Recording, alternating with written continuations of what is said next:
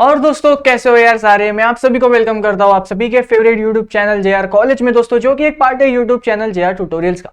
मेरा नाम है गौरव मुंद्रा और मैं 11th एंड 12th के बच्चों को कॉमर्स पढ़ाता हूं। और वो भी दोस्तों पता है क्या, कौन से मेरे सब्जेक्ट से मैं आपको बता दूं दोस्तों, वो है ओसीएम एंड एसपी। एंड आज का जो लेक्चर है दोस्तों ये 12th एसपी के बच्चों के लिए है। तो जितने भी एसपी के स्टूडेंट्स हैं फटाफट सारे इस वीडियो पे आ जाओ। और ओसीएम वालों सॉरी दोस्तों, ये आपका लेक्चर नहीं है, एसपी वाले बच्चों का लेक्चर है, ठीक है। तो सारे के सारे एसपी के बच्चे आ जाओ, फटाफट दोस्तों के साथ शेयर करो, अपने दोस्तों के साथ, ठीक है। सबको बताओ कि यार गौरव सर का लेक्चर आ चुका है जेआर कॉलेज पे, फटाफट आओ। क्योंकि दोस्तों आज मैं आपके लेके आ चुका हूं एक नया लेसन नंबर 5 डिपॉजिट्स।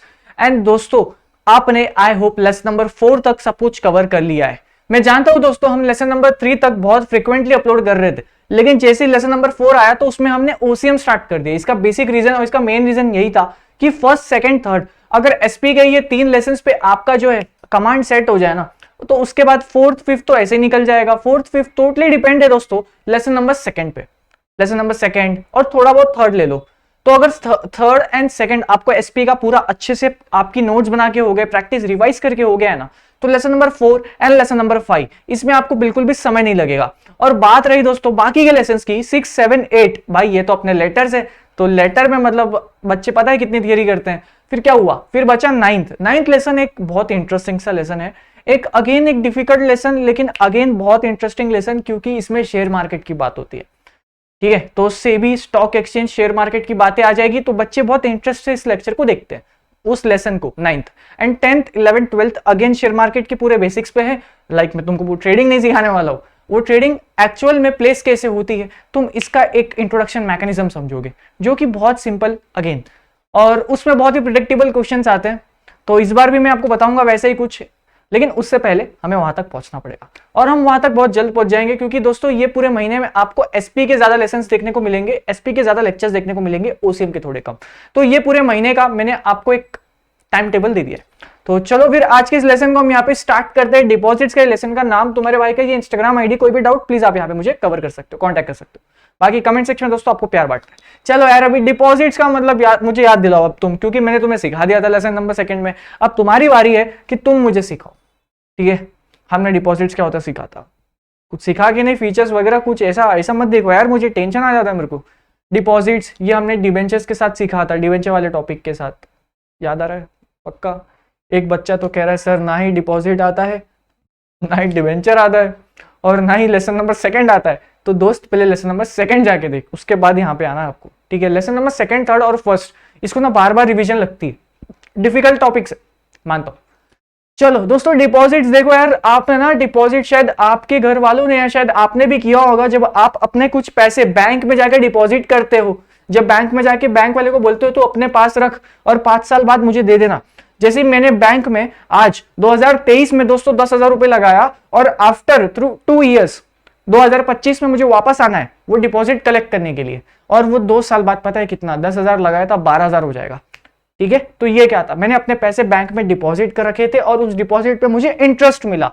तो ऐसा ही कंसेप्ट दोस्तों सेम टू सेम कंपनी के केस में, आप कंपनी में पैसे लगा के रखते हो और आफ्टर 2 ईयर्स 5 ईयर्स जितना भी आपकी मर्जी, आप उसको बोलते हो ला भाई अब दे दे। तो बैंक आप ऐसे करते हो, तो वैसे ही दोस्तों कंपनी भी आपको इंटरेस्ट पे करती है। तो इस पूरे कंसेप्ट को डिपॉजिट कहते हैं। समझ में आया, हमने इसमें डिटेल में और बात की थी, लेकिन एक ब्रश अप करा दिया मैंने आपका बहुत अच्छे से, आया होप। चलो दोस्तों अब हम समझते हैं कि ये डिपॉजिट्स जो है ना यार, कौन सी कंपनी एक्सेप्ट कर सकती है। तो ऐसे समझो सारी कंपनी एक्सेप्ट कर सकती है। क्या बोला मैंने, सारी कंपनी एक्सेप्ट कर सकती है डिपॉजिट, एक्सेप्ट। अब कुछ लोग हैं जिनको डिपॉजिट वो एक्सेप्ट नहीं कर सकते, वो कौन कौन है। तो पहला है दोस्तों बैंकिंग कंपनी, क्योंकि बैंकिंग कंपनी में तो यार तुम्हारा डिपॉजिट अलग चलता है, तुम अपना बैंकिंग बिजनेस कर रहे हो।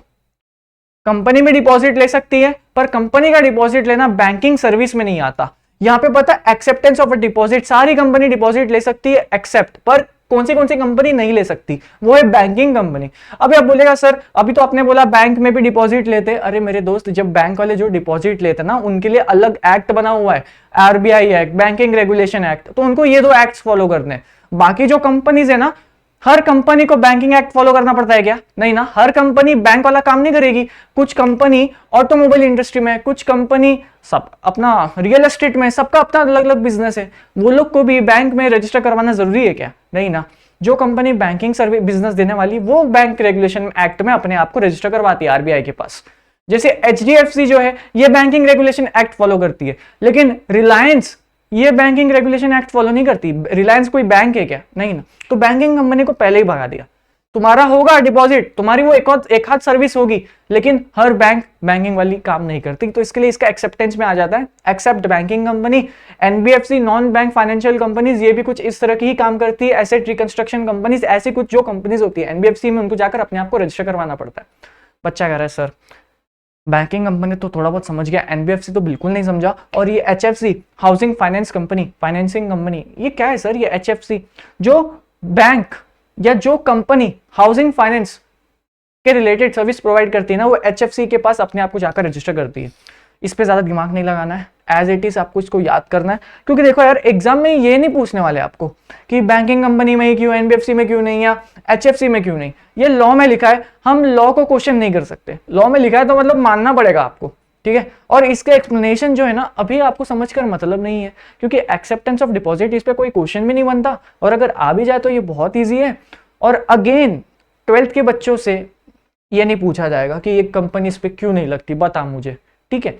ये कंपनी सेक्रेटरी लेवल का क्वेश्चन है। तो देखो यहाँ पे बैंकिंग कंपनी, एनबीएफसी, एचएफसी, या फिर ऐसी अगर कोई कंपनी जो सेंट्रल गवर्नमेंट मना कर देगी कि इनका नाम से ये जो है ये कंपनी या डिपॉजिट एक्सेप्ट नहीं कर सकती, तो ऐसी कुछ कंपनीज जो है वो डिपॉजिट नहीं ले सकती। इन शॉर्ट, अब मेरी बात सुनो, acceptance of deposit, her company deposit ले सकती है एक्सेप्ट दिस थ्री। कौन सी? बैंकिंग कंपनी नहीं ले सकती, एनबीएफसी नहीं ले सकती, हाउसिंग फाइनेंस कंपनी नहीं ले सकती, और ऐसी कोई कंपनी अगर जिसको गवर्नमेंट ने मना कर दिया है कि भाई तू नहीं ले सकती, तो वो तू नहीं ले सकती, ठीक है। एक्सेप्टेंस ऑफ डिपॉजिट का ये अपने को करना है। स्क्रीनशॉट ले लिया आप सभी ने, वैसे इसकी जरूरत नहीं है। और जब आप दोस्तों गवर्नमेंट मना भी करती है ना, तो उनके साथ आपको रूल्स भी फॉलो करना पड़ता है, कंपनीज एक्ट का सेक्शन भी फॉलो करना पड़ता है, और डायरेक्शंस इशूड बाय आरबीआई। समझ में आया? सिंपल। चलो आगे भाई। अब देखो यहाँ पे एक्सेप्टेंस ऑफ डिपॉजिट, डिपॉजिट है तो वो कौन कौन कर सकता है, मतलब लाइक अगर आप डिपॉजिट एक्सेप्ट कर रहे हो फ्रॉम पब्लिक और फ्रॉम मेंबर्स। मेंबर्स कौन? जो कंपनी के शेयर होल्डर्स हो गए, जिनका नाम रजिस्टर ऑफ मेंबर्स में है। 11th में पढ़ा था, lesson number I guess 3rd या 5th में था, याद रहे कि नहीं? रजिस्टर ऑफ मेंबर्स में जब कोई सब्सक्राइबर मेमोरेंडम को सब्सक्राइब करता है तो वो शेयर होल्डर बन जाता है, लेकिन उसका नाम जो है ना रजिस्टर ऑफ मेंबर में होना चाहिए, तब वो कहलाता है मेंबर। याद रहे कि नहीं? मेंबर की डेफिनेशन है ये कंपनीज एक्ट 2013 में। उस डेफिनेशन का मैंने अभी जो पॉइंट बोला है ना, सबसे पहला पॉइंट है कि वो रजिस्टर ऑफ मेंबर में होना चाहिए, उस डेफिनेशन की फर्स्ट पॉइंट, फर्स्ट लाइन, ठीक है, मैं वो बता रहा हूं। चलो यहाँ पे कोई बात नहीं याद आ रहा तो फ्रॉम पब्लिक, पब्लिक से आप तब लोगे अगर आप एक एलिजिबल पब्लिक कंपनी हो या फिर एक गवर्नमेंट कंपनी हो। और आप मेंबर से कब लोगे? जब आप एक प्राइवेट कंपनी हो, आप एक पब्लिक कंपनी हो, और आप एक एलिजिबल कंपनी हो। अब बच्चा कह रहा है सर बाकी सब तो ठीक है, ये प्राइवेट कंपनी हम सीखे 11th में बहुत सीखते हैं, ये पब्लिक कंपनी भी हमको पता है, जहां ना पब्लिक कंपनी पता है, प्राइवेट कंपनी पता है, लेकिन सर ये एलिजिबल कंपनी क्या है? एलिजिबल पब्लिक कंपनी है, एलिजिबल पब्लिक कंपनी, पब्लिक लिखना भूल गया था। अब ये एलिजिबल क्या होता है सर? ये क्या है एलिजिबल पब्लिक कंपनी? हम तो ये पहली बार सुन रहे सर, मुझे भी आइडिया नहीं था। अरे मस्ती कर रहा हूं तुम्हारे साथ। देखो एलिजिबल पब्लिक कंपनी यानी कि ऐसी कंपनी जिसका दोस्तों नेटवर्थ 100 करोड़ है, जिसका नेटवर्थ मिनिमम 100 करोड़ है। देखो आओ इसको डिकोड करते, इसका इंटरप्रिटेशन सिखाता हूं। आज हम डेफिनेशन समझेंगे दोस्तों, पता है किसका? एलिजिबल पब्लिक कंपनी का। सबका फोकस यहाँ पे। आज हम किसका डेफिनेशन सीख रहे हैं? एलिजिबल पब्लिक कंपनी के डेफिनेशन को हम आज इंटरप्रिटेशन करने वाले हैं। चलो मजा आएगा। एलिजिबल पब्लिक कंपनी मींस ऐसी कंपनी, कैसी? ऐसी कंपनी जिसका नेटवर्थ, जिसकी नेटवर्थ मिनिमम 100 करोड़ हो या फिर टर्नओवर मिनिमम 500 करोड़। तो ये दो और लिखा है ना, और लिखा है तो मतलब ए और बी में से कोई एक कंडीशन आपको कंप्लाई करनी है। जैसे मेरी कंपनी की नेटवर्थ 80 करोड़ है, लेकिन मेरी कंपनी का टर्नओवर 800 करोड़ है, तो क्या मैंने एलिजिबल कंपनी के फर्स्ट कंडीशन को कंप्लाई कर दिया? बच्चा कह रहा है सर आपकी नेटवर्थ 80 करोड़ है और टर्नओवर आपका 600-700 कुछ है, तो नहीं सर आप नहीं कंप्लाई कर पाए क्योंकि आपका नेटवर्थ तो 80 है ना। मेरे भाई देख और लिखा है, ए या तो बी, दोनों में से कोई एक फॉलो करो। और का मतलब ये होता है। तो और जैसे कि मेरा समझो नेटवर्थ 200 करोड़ है लेकिन मेरी टर्नओवर 50 करोड़ है, तो क्या मैं एक एलिजिबल कंपनी हूं? बिल्कुल हूं, क्योंकि मेरा नेटवर्थ जो है ना मिनिमम 100 करोड़ से ज्यादा है। 100 करोड़ या 500 करोड़, दोनों में से किसी एक को सेटिस्फाइड करना है, और ये एंड लिखा है, मतलब ये वाली कंडीशन तो आपको 100% सब ये आपके इसमें फॉलो होता हुआ दिखना चाहिए।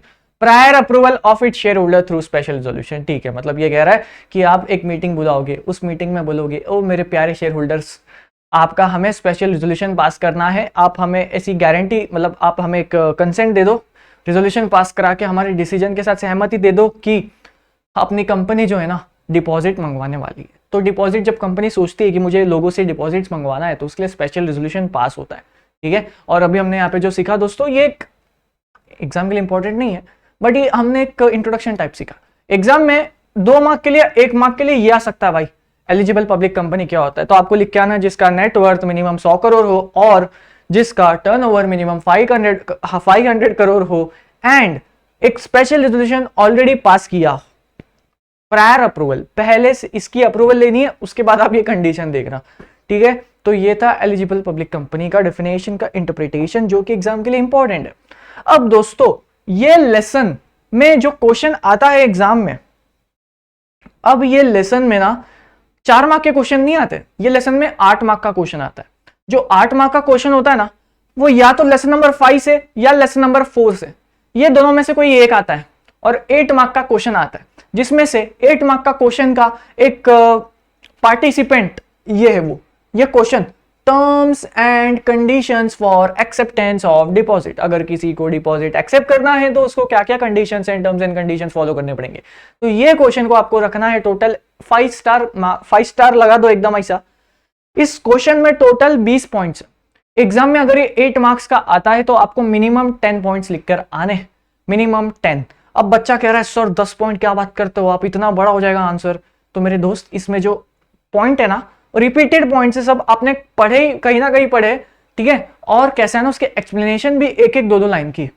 तो चेकर अगर आप 8 पॉइंट लिख के आओगे आपको 6 या 5 पॉइंट मार्क्स देगा, पर आपने 8 मार्क के क्वेश्चन के लिए 10 पॉइंट लिख दिया ना, वो तो पहले ही खुश हो जाएगा कि भाई क्या बच्चा है, वेरी गुड। और उसके अंदर का एक्सप्लेनेशन भी आपने अच्छे से लिखा हो, तो भाई आपको 8 में से 8 मिलेंगे। और अगर कोई बच्चा है जिसने स्पीड बहुत अच्छी है, उसने 10 भी छोड़ो 12 पॉइंट लिखा है, भाई तेरे 8 पक्के हैं। और इंट्रोडक्शन से इसे लिखाना बस। चलो अभी terms and condition for acceptance of a deposit, amount of a deposit, इसका पहला पॉइंट है। और इसमें दोस्तों हम कुछ 4 कंपनीज के बारे में समझने वाले कि अगर आप प्राइवेट कंपनी हो तो आप कितना डिपॉजिट को एक्सेप्ट करोगे, अमाउंट कितना। तो देखो, private company can accept a deposit, private company deposit ले सकती है from its member, from its director और its relative of its director, ठीक है, not more than 100% of aggregate paid up share capital. अब ये जो है ये टर्म्स एंड कंडीशंस है, और कंडीशंस का ना रीजनिंग नहीं होती। अब आप बोलोगे सर 100% क्यों, 99% क्यों नहीं। अरे मेरे भाई लॉ में लिखा है, फॉलो करना पड़ेगा, ठीक है। हमने, हमारी गवर्नमेंट ने बहुत अच्छे से अंडरस्टैंड किया है उसको, इसके पीछे बहुत सारी रीजंस है, और वो रीजंस 12th के बच्चों को जानने की जरूरत नहीं है। अभी आपको इसको टर्म्स एंड कंडीशन समझकर इसको याद करना पड़ेगा। तो प्राइवेट कंपनी का क्या है, हाँ आप ले सकते हो मेंबर से, डायरेक्टर से और डायरेक्टर के रिलेटिव से, पर not more than 100% of a, not more than ही है ना, हाँ, not more than 100% of aggregate paid up share capital. Paid up share capital I hope आपको पता है, नहीं पता तो लेसन नंबर 2 लेक्चर नंबर 1। चलो मैं इसके लिए मैं आपको बोला था कि लेसन नंबर 1, 2, 3 इतना अच्छे से कर लो ना, ये 3 आपने अगर कर दिया तो आपके एसपी में 50% पोर्शन कवर हो गया। ये स्टार्टिंग के 3 लेसन बहुत हैवी है, ये 4th, 5th, 6th, 7th, 8th 5 lesson जो है ना, ये बहुत इजी है, क्योंकि इसमें ऑब्वियसली लेटर भी है एंड रिपीटेटिव पोर्शन है। बात रही 9, 10, 11, 12 की, तो वो बच्चों को पढ़ने में बहुत मजा आता है, क्योंकि वो share market and private life से रिलेटेड है। काफी बच्चे ट्रेडिंग करते होंगे, तो वो ट्रेडिंग के पीछे का जो बेसिक मैकेनिज्म है, ये ट्रेडिंग करने का कंसेप्ट आया कहाँ से, ये सब आपने को सीखने को मिलता है।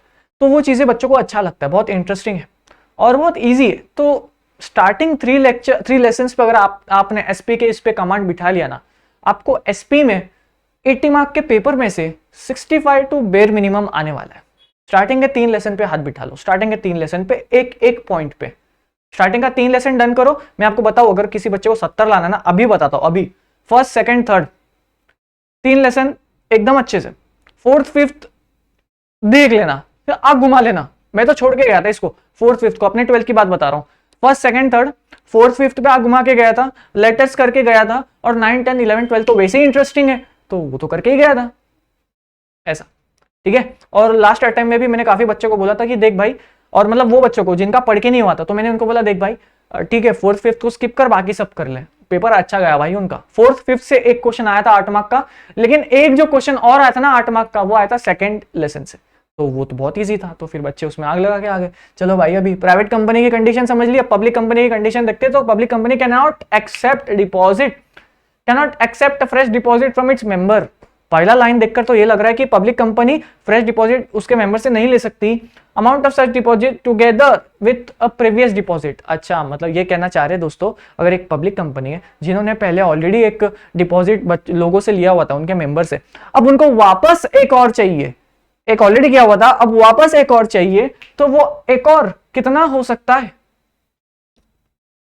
Together with previous deposits exceed 35% of aggregate paid up share capital and free reserves. इसका मतलब ये कह रहा है दोस्तों, अगर कोई कंपनी, पब्लिक कंपनी जिन्होंने एक बार डिपॉजिट एक्सेप्ट कर लिया, उनको दूसरी बार भी करना है, तो वो जब दूसरी बार करेंगे वो मेक श्योर करे कि वो जो है ना डिपॉजिट का जो अमाउंट है वो एक्सीड ना हो 35% of aggregate paid up share capital and free reserves of company. ये कंडीशन है जो आपको फॉलो करनी पड़ेगी। अब ये कंडीशंस आपको याद करनी पड़ेगी, इसका कोई ऑप्शन नहीं है आपके पास एग्जाम में। अब ये पॉइंट बच्चे नहीं याद करते, बच्चे क्या करते हैं ना, 20 पॉइंट है तो 20 पॉइंट में से जो इजी इजी पिक करते हैं, तो जिसमें ये स्किप कर देते हैं। पर दोस्त, जिस बच्चे ने इसको याद करके एग्जाम में लिख दिया, शायद आपके पूरे मार्क्स है, ठीक है। चलो, एलिजिबल पब्लिक कंपनी, एलिजिबल का पब्लिक कंपनी का डेफिनेशन बताया आपको। चलो, अब एलिजिबल पब्लिक कंपनी पब्लिक से भी ले सकती है और मेंबर से भी ले सकती है। मेंबर से क्या कंडीशंस मेक श्योर करना है कि जो एक्सीड ना हो, क्या एक्सीड ना हो, कितने से एक्सीड ना हो, exceeds 10% of its aggregate paid up share capital and free reserves. और अगर आप पब्लिक से करोगे तो 25% से ज्यादा एक्सीड नहीं होना चाहिए। ये कंडीशंस आपको याद करनी पड़ेगी, ठीक है। चलो, फिर क्या, गवर्नमेंट कंपनी होगी तो can accept maximum 35% of a paid up share capital and free reserves. अगर कोई गवर्नमेंट कंपनी को डिपॉजिट एक्सेप्ट करना है तो गवर्नमेंट कंपनी पे सिर्फ एक कंडीशन है और वो उनको फॉलो करनी है। क्या है? Government company can accept maximum 35% of paid up share capital and free reserves. दोस्तों, paid up share capital, free reserves, ये सब ना कैलकुलेट करने का फॉर्मूलाज होते हैं। और ये फॉर्मूलाज जो है दोस्तों, ये कंपनी सेक्रेटरी के कोर्स में आपको सिखाते हैं जब आप एग्जीक्यूटिव लेवल की, मतलब आप जब सेकंड लेवल में होते हो। फर्स्ट लेवल तो फाउंडेशन होता है अपना CSAT, second executive and third professional. तो जब आप एग्जीक्यूटिव में आते हो ना, तब आपको ये सिखाया जाता है कि ये गवर्नमेंट कंपनी क्या होता है, एलिजिबल पब्लिक कंपनी क्या होता है, डिपॉजिट्स को कैसे कैलकुलेट करते हैं। ये कैलकुलेशंस तब आती है, अभी आपको सिर्फ कंडीशन पढ़ा रहे हैं लोग, ठीक है, तो थोड़ा डिफिकल्ट होता है फिर इसको करने का। लेकिन इसको आप कैसे करोगे, इसको आपको याद करना पड़ेगा। चलो, अब देखो, एक स्लाइड में मैं तुम्हें 2 से 10 तक ले आऊंगा। अब लगा ना थोड़ा अच्छा, बच्चा टेंशन में आ गया था कि सर कैसे याद करूंगा इसको। अब देखो भाई, ये तो तुम मुझे पढ़ाओगे। देखो, नो डिमांड डिपॉजिट। अरे यार, तुम डिमांड नहीं करते हो डिपॉजिट में, तुम for a particular period of time उनको दे देते हो। जैसे दोस्तों मैंने आपको बताया था कि बैंक में ना आप अपने पैसे रख देते हो for a particular period of a time. ऐसे ही दोस्तों, जब आप कोई कंपनी में पैसे देते हो, जब आप कंपनी में कोई पैसे डिपॉजिट करते हो, तो कंपनी भी आपको पर्टिकुलर पीरियड के लिए बोलती है। और वो पीरियड जैसे ही वो खत्म हो जाएगा, जैसे ही 1 ईयर का बोला था, तो 1 ईयर जैसे ही फिनिश हो गया, तब आपको आपके डिपॉजिट के पैसे मिलेंगे। कल उठ के आप आओगे और बोलोगे मेरे डिपॉजिट का पैसा देना थोड़ा, मेरे को नहीं देना तेरे इसमें, तो ऐसा अलाउड नहीं है। नो डिमांड डिपॉजिट, आपकी डिमांड करने पे नहीं, कंपनी का जब वो specific period of time finish हो जाएगा, आपको आपके डिपॉजिट के पैसे मिल जाएंगे। Second point, finish. अब देखो, यहां से देखो, मैं आपको क्या बता रहा हूं। अगर कोई बच्चा फर्स्ट पॉइंट से डर रहा है, कोई बात नहीं, छोड़ दे भाई, अपन 7 मार्क ले आएंगे, 7.5 ले आएंगे। फर्स्ट पॉइंट से डर है, छोड़ दो। Second, third, fourth, fifth, six, seventh, 8, 9th और ये 10th, ये 9 पॉइंट्स मुझे आपके पेपर में दिखना चाहिए। और अभी जब हम सेकंड लेक्चर करेंगे ना ये लेसन का, उसमें मैं बाकी के पॉइंट्स कवर करूंगा। तो आज तुम ये 9 पॉइंट्स उठा लो भाई। ये 9 में से कोई भी ऐसे 6 उठाओ जो आप बिल्कुल नहीं भूलोगे। एकदम हैंड रिटन नोट्स बनाओ उस पे अपने, ठीक है। क्या है? सिक्योर्ड और अनसिक्योर्ड डिपॉजिट। अरे यार, सिक्योर्ड और अनसिक्योर्ड, आज हम लेसन नंबर 5th में आ गए और आई होप आप सभी को सिक्योर्ड डिपॉजिट्स क्या, सिक्योर्ड पता होता है, अनसिक्योर्ड पता होता है। सिक्योर्ड यानी कि जो बैक होता है कंपनी के प्रॉपर्टीज के द्वारा। जैसे समझो, आप कंपनी में 1 करोड़ रुपए लगाते हो, कंपनी बोलती है हम आपको 1 करोड़ दे देंगे, पर आप बोलते हो कि नहीं यार मुझे कंपनी तेरे पे भरोसा नहीं है, एक काम कर, तेरी कोई प्रॉपर्टी का जो डॉक्यूमेंट है ना उसमें ऐसा लिख, अगर कंपनी ने 1 करोड़ नहीं दिया तो आप इस प्रॉपर्टी को उठा के बेच सकते हो। इसको कहते हैं सिक्योर्ड। और कंपनी बोलती है नहीं नहीं प्रॉपर्टी नहीं देंगे हम, तो हम पे भरोसा रख यार, थोड़ा तो भरोसा रखना पड़ता है ना, प्रॉपर्टी पे हम कोई प्रॉपर्टी पे आपको चार्ज क्रिएट करके नहीं देंगे। इसको कहते हैं अनसिक्योर्ड। जब कंपनी अपनी प्रॉपर्टी पे लिखती है कि अगर हमने डिफॉल्ट कर दिया पेमेंट के वक्त, तब वो जो इंसान है ना जिसका हमने डिफॉल्ट किया वो आएगा कंपनी में, वो प्रॉपर्टी उठाएगा, बेच कर जाएगा और जो पैसे मिलेंगे अपने उसमें से वो अपना रिकवर करके जाएगा। उसको बोलते हैं सिक्योर्ड। और ऐसा ही दोस्तों अनसिक्योर्ड होता है जिसमें कंपनी कोई प्रॉपर्टी पे नाम नहीं लिखती, उसका कोई चार्ज क्रिएट नहीं करती है। ठीक है, ये चार्ज जब क्रिएट होता है आपको आरओसी के पास जाकर उसको फाइल करवाना पड़ता है, CHG 1 में और CHG 9 में। CHG 1 और CHG 9 ये फॉर्म नंबर है। चलो एप्लीकेशन फॉर्म, डिक्लेरेशन फाइल करना पड़ता है जब आप किसी भी कंपनी में डिपॉजिट्स के लिए अप्लाई करते हो तो आपको डिक्लेरेशन देना पड़ता है। चलो जॉइंट नेम्स, मतलब पता है क्या दोस्तों, एक कंपनी का डिपॉजिट 3 लोग मैक्सिमम खरीद सकते हैं। एक कंपनी का डिपॉजिट 3 लोग मैक्सिमम खरीद सकते हैं। जैसे एक कंपनी है अपनी JR कॉलेज की, तो इसमें 3 लोग मैक्सिमम एक डिपॉजिट खरीद सकते हैं ना। तो राहुल सर, रोहन सर और गौरव, हम तीनों ने मिलकर दोस्तों डिसाइड किया हम JR कॉलेज का जो है डिपॉजिट खरीदेंगे। जॉइंट ओनर्स, जॉइंट ओनर यानी कि वो जॉइंट नेम्स, मतलब देखो पहले ये समझो, जब कोई इंसान कुछ खरीदता है तो उसका नाम लिखा जाता है, पर डिपॉजिट जो है ना दोस्तों मैक्सिमम 3 लोग एक साथ खरीद सकते हैं। 3 लोग मिलके एक चीज खरीद रहे तो उसको जॉइंट नेम बोलते, जॉइंट ओनर्स बोलते हैं और उनका नाम साथ में लिखा जाता है, जॉइंट नेम्स। चलो भाई नॉमिनेशन इजी है भाई। अगर किसी ने डिपॉजिट खरीदा, समझो ना यार जिसने खरीदा कल जाके उसको कुछ हो जाए तो वो पैसे किसको जाएंगे? तो वो अपना एक लीगल हायर, एक अपना नॉमिनी बनाकर जाता है। जैसे अगर उसकी कुछ हो जाता है, उसके हेल्थ को, डेथ को, जैसे उसकी डेथ हो जाती है तो जो उसके डिपॉजिट का अमाउंट था वो उसके लीगल हायर को मिलेगा। क्रिएट चार्ज ऑन एसेट, पता है आपको। चलो क्रेडिट रेटिंग लेना पड़ता है यार, ऑब्टेन क्रेडिट रेटिंग, याद रहे कि नहीं? लास्ट लेसन में हमने सीखा था AAA rating, AA rating, A rating, B rating, C rating. और सिंगापुर के कुछ शेयर, सिंगापुर मोस्टली जो नोन पता है क्यों है, जो उनका स्टॉक मार्केट है ना, उनकी जो सिक्योरिटीज है वो ज्यादातर AAA रेटिंग वाली होती है। और जितनी अच्छी रेटिंग मतलब उतना ही सेफ्टी है वो, उतना ही सेफ इन्वेस्टमेंट है वो। तो ये डिपॉजिट्स पे भी रेटिंग होती है और रेटिंग के हिसाब से इन्वेस्टर्स पैसे लगाते हैं। चलो फिर क्या है, डिपॉजिट पे इंश्योरेंस। अगर कोई डिपॉजिट 20,000 से आप ज्यादा की अमाउंट की करते हो तो आपको ना उसका इंश्योरेंस लेना पड़ता है। क्या पॉइंट है यार, ये तो बढ़िया पॉइंट था। ये अमाउंट अब मैं श्योर हूं नहीं हूं कि 20,000 ही है या लॉ में कुछ और लिखा है, लेकिन एक अमाउंट दिया आपके बुक में, आपको यही लिख के आना, ज्यादा दिमाग नहीं लगाना। टेन्योर ऑफ डिपॉजिट आज के इस लेक्चर का लास्ट पॉइंट, और देखते हैं इजी है। No deposits can be accepted और renewed which is required to be paid within 36 month और मोर देन 36 मंथ। ना ही मिनिमम 36 मंथ के अंदर डिपॉजिट को आप एक्सेप्ट करोगे, ना ही रिन्यू करोगे, और ना ही 36 मंथ के बाद करोगे। फर्स्ट पॉइंट ये बोलना चाहता है। ठीक है, आगे देखते हैं। फिर क्या है, कंपनी में accept deposit repayable earlier than 6 month. मतलब समझ रहे हो आप, 6 महीने से पहले भी के लिए भी आप कोई डिपॉजिट को एक्सेप्ट कर सकते हो। 6 महीने के अंदर, 6 महीने के लिए, सिर्फ 6 महीने के लिए।